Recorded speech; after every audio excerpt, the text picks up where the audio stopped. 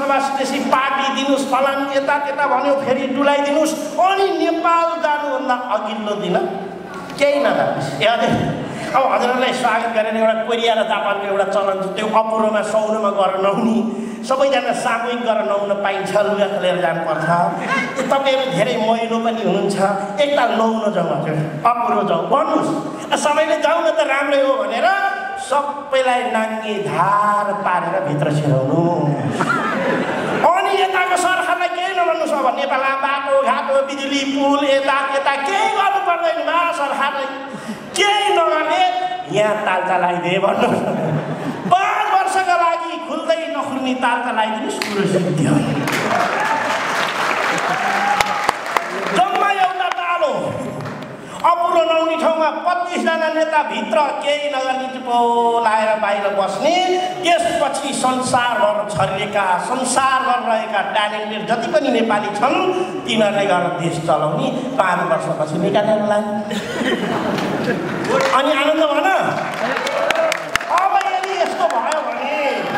यदि यस्तो भयो भने सबै नाङ्गे फेरि मैले भने तपाईँहरूलाई थाहा छ नि नुहाउन जाँदाखेरि हाम्रो नेपालको जस्तो लुगा लाएर नुहाउनु पर्ने होइन नि त त्यहाँ लानेले एउटा सेतो एक बिताको टालो चाहिँ लानु पाउँदो रहेछ त्यति होइन त अब ती सबै नेताहरू नाङ्गै कोही पानीमा डुब्या छन् कोही कता छन् कोही चिसा पानीमा छन् कोही नुन पानीमा छन् कोही मसाज गरिरहेका छन् माहौल कस्तो पर्ला कमरेड प्रचण्ड प्रधानमन्त्री मलाई नराम्रो सोच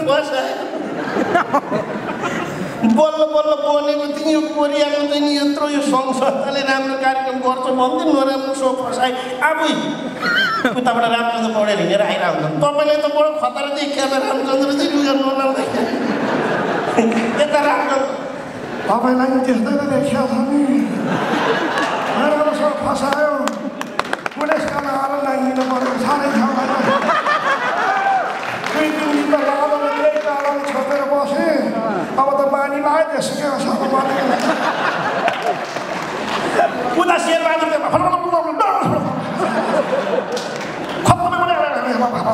यो के भन्यो कहाँबाट चाहिँ नौमेपछि पालो आउँछु यहाँ ल्याएर थाहा भएको भनेर खोल्दै सबैले गरौँ फोन छैन केही छैन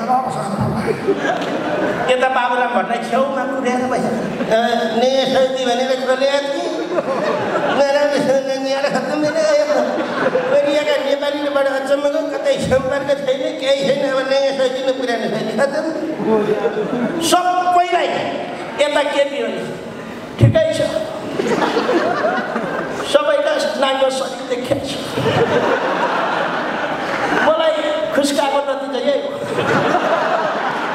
केपी ओले केही गर्न खोजेको थियो 9 महिनामा खुस्कायो कोरियाका नेपाली रिसाए त्यही भएर सबै नाङ्गे जान पाए मलाई त केही छैन बडो आनन्द भइरहेको छु मलाई त केही छैन म त नुन पानीमा बस्छु आनन्दले बस्छु सबलाई यसरी थुन्ने खाना दिने है फेरि खाना दिने सबै कुरा दिने तालका नखल्नु उता नेपालमा पुल बनेका छन् गाडी सबै यहाँ नेपाली छैनन् सबै गएर देश बनिरहेका छन् रेल कुदिरहेका छ सबै भएर अनि बिचमा के छ त यहाँ नेताहरू के गरिरहेका त सौदामा अपुरोमा भनेर बुझ्नलाई कसलाई पठाउनु थाहा छ ऋषि धवलालाई छिराइदिनु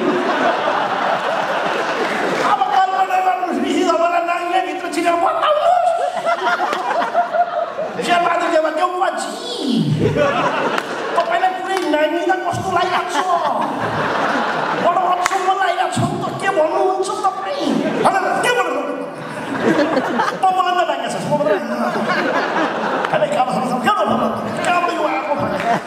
तपाईँहरूको अवस्था बुझ्न के अवस्था उता रामचन्द्र पौडेल ऋषि धवला पौडेलजी तपाईँले त बडो गजब देखिराखेको छ किन यसरी नाङ्गिनु पो बताउनुहोस् नेपालमा के भइरहेको छ थाहा छ जनता जान्न चाहन्छ अब म त फर्केर जान्न जस्तो छ त्यसका बारे पानी पनि यति तातो अरू त झन्डै आधी घन्टा बस्छन् म त छिर्ने बित्तिकै निकाल्छु एकचोटि प्रधानमन्त्री बन्ने लागि भन्ने थियो नराम्रो ल्याएर फसायो यो कोरियाका चाहिँ सबै संस्थाले फसायो भने अरू कलाकार आएर कार्यक्रम गरेर जाँदैन हामीले नाङ्गे धान पार्यो एउटा टालो दिएको छ पुसेनी त्यही हो माझनी त्यही हो त्यो पुरा ऋषि धमलाले सबै कुरा बुझेर जान्छन्। अनि लास्टमा केपीलाई केपीजी के भन्नुहुन्छ? केपी ओली नि नाङ्गियो। केपी ओली नलागिन कोमल ओली हो लागिनुपर्छ। सबै यो कामको नतिजा हामी सबै लागिनुपर्छ। त्यत्रो नेपालमा छ त सेक्युरिटी, त्यत्रो पैसा, त्यत्रो चाहिँ मान, त्यत्रो सम्मान। यहाँ आइसकेको पनि छैन। एउटा पालो छ, पालो छ बसिन्थ्यो। अब 5 वर्षसम्म मैले पखाल्ने, चोखो हुने, शुद्ध हुने, त्यसपछि नेपाल जाने के फरक पर्छ? ठिक छ, बडो राम्रो छ। भारतका अगाडि नाङ्गिनुभन्दा यहीँ नाङ्गियो राम्रै छ बडो।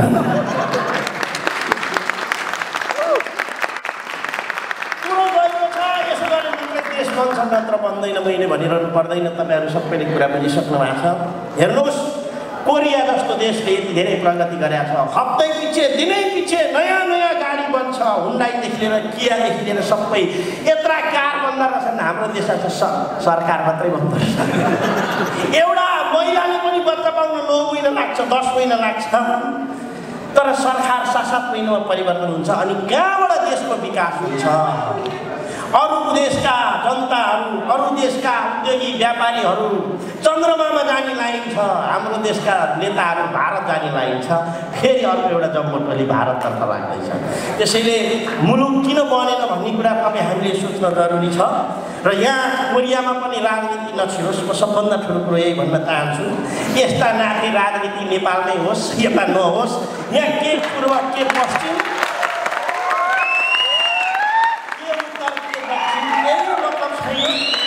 हामी सबै नेपाली यो नेपालीलाई फुटाउनका लागि तँ फलानु म फलानु तँ फलानु जातको भनिदिने र संविधान बनाउँछु भन्ने तपाईँले एउटै कुरा मात्रै सोच्नुहोस् त। बनेको छ त संविधान? बनेको छ तर लागु भएको छ कहिले हुन्छ त्यो पनि थाहा छैन। हिजो जे झगडा थियो आज त्यही छ भनेपछि तपाईँ हामी बिचमा फुट गराउने अनि आफू चाहिँ सधैँ मस्ती गरिरहने यो हाम्रो नेताहरूको पारा हो। त्यस कारणले कसैका पछि नलाग्नुहोस्। देशमा केही गर्न नपाएर विरक्तिएर तपाईँ विदेश आउनु भएको छ। त्यही नेताले गर्दा विदेशिनु पर्यो त यहाँ आएर नि त्यही नेतालाई एयरपोर्टमा लिन जानु किन? म त्यस्तो विदेशतिर आम्मामामामा भोलि त फलानु नेता आउँदैछन् यो रातभरि काम छैन बाबा। त्यही म छक्क पर्छु। त्यसैले देश बिगाएको छ। त्यसैले गर्दा विदेशिनु परेको छ। तर त्यसैको लागि मरिमेटा छन्। त्यसको स्वार्थ हो, स्वार्थ केही पनि छैन। एउटै स्वार्थ, विदेश आउनु भएको छ, 2-4 पैसा कमाइ होला, अलिक केटाकेटीलाई राम्रो स्कुल पढाइएला, श्रीमतीले छोराछोरीले अलिक मिठाई खाला पनि राम्रै होला, काठमाडौँमा अथवा कतै सदरमुकाममा केही घरेर किनेला, एउटा घर बनाइएला, फलानु देशमा गइएको थियो, 2-4 पैसा कमाइयो, अनि त्यसपछि यसरी सम्पत्ति जोडे भन्ने कुरा होला भनेर आएको हो पहिलो उद्देश्य। त्यसैले त्यो उद्देश्य चाहिँ तपाईँहरूले पुरा गर्नुहोला। अन्य यस्तातिर केही नलाग्नुहोस्। कार्यक्रम हुँदा चाहिँ आउनुहोस्। जितु आएपछि चाहिँ आउनुपर्छ। यति कार्यक्रमहरू केही पनि बिग्रिँदैन फेरि आफ्नो चाहिँ पर्छ। अब कोरिया हेर्नुहोस्, कोरिया, जापान, अमेरिका, युके, बेलायत, युके र बेलायत त एउटै हो कि सबै देश विदेशपट्टिको हाम्रो नेपालीको मोह हेर्नुहोस्। विदेश गएको मान्छेलाई हेर्ने तरिका तपाईँहरू हिजो अस्ति तपाईँ नेपालमै हुँदा काम थिएन, हल्लेर हिँड्यो सबैको। हिजो अस्ति तपाईँ कोरिया इतिहासमा नाम ननिक्लिँदा नेपाल बस्दाको भन्ने व्यवहार र आजको व्यवहार कति फरक हो? गाउँतिरै पहिले यसो चाहिँ गाउँका चेलीबेटी यसो दिदीबहिनीहरू कोही हुन्छ नि, अब यसो पल्लो गाउँतिर यसो जाँदा हामीले केटै मान्छे यसो हेर्न मन लाग्छ हो तर आँखासँग हुँदैन। पल्लो बाटो छैन, यही बाटो हिँड्नु त त्यसलाई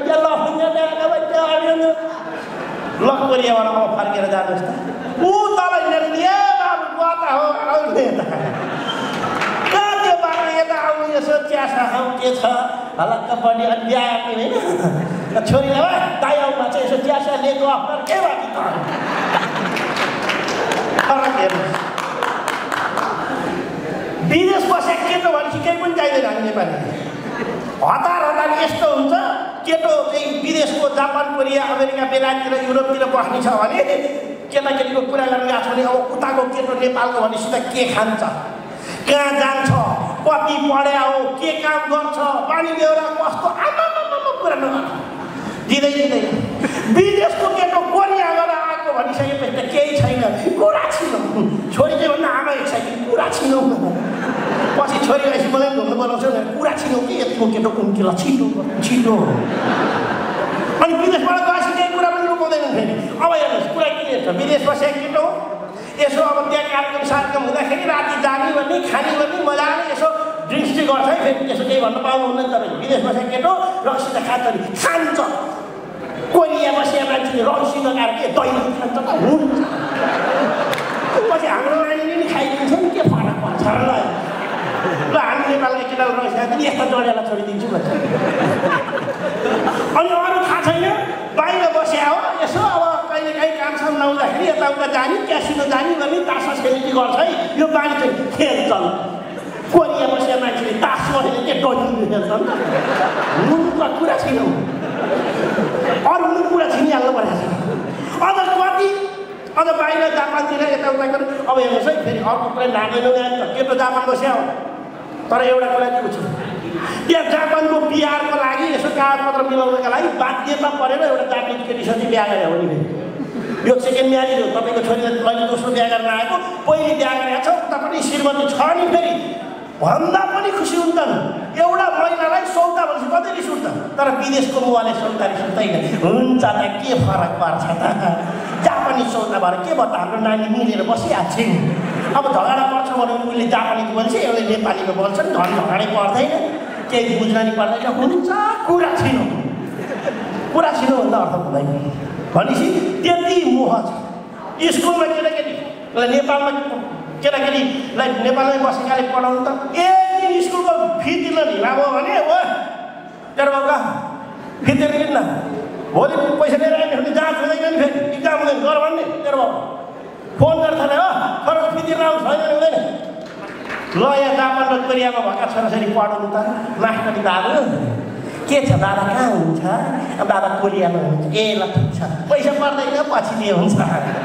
अहिले जाँतिर नि दादालाई मैले सोधेको छु भने एउटा सामसङको मोबाइल पठाइदिनु भन ल, एउटा मोबाइल पठाइदिनु, 1 वर्षको फिकै कुरा गर्दैन। ए मास्टरले छुट्टै पढाउँछ, त्यसलाई मात्रै भाउ तिमी चाहिँ राम्रो छ गर है, यता कोरियाबाट मोबाइल पठाएको छ अलिक राम्रो छ है भाउ।